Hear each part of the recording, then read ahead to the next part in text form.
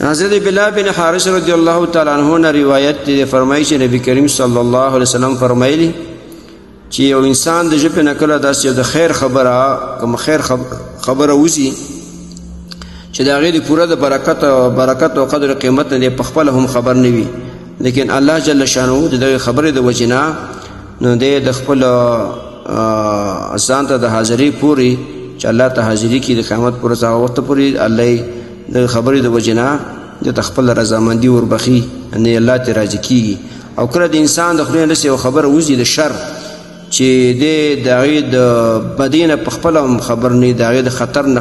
خبر نه وي، څومره خطرناکه خبره یې وکړه، لیکن الله جل شانه د خبرې د وجې نه تر آخرته پورې چې الله ته حاضرېږي د هغه وخته پورې د الله چې نه ناراضه وي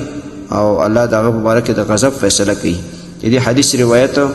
شرح السنه للبغوي او دارنګه موطا امام مالک او ترمذی شریف کړی دی. محترم مسلمانانو ورونو، د حدیث هم دا خبره زده کړه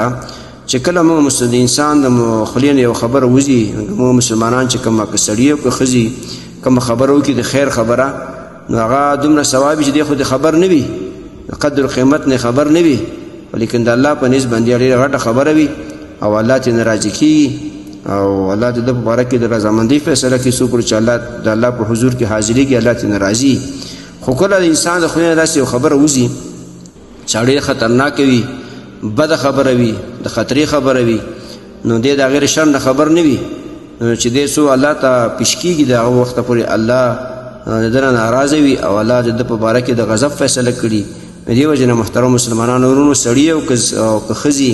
ډېر خیال کوئ د خولې نه داسې خبرې مه وباسئ چې خطرناکې او ګناه د ګناه خبرې وي. ښې خبرې کوئ، د ثواب خبرې کوئ، نو د خطرناکو خبرونه اجتناب کوئ. محترمو مسلمانانو ورونو، تاسو ته چې کوم روزانه د حدیث د مفهوم راځي نو د مهربانۍ او د ثواب له مخې نورو مسلمانانو ته لیږدوئ او شیر کوئ. والسلام.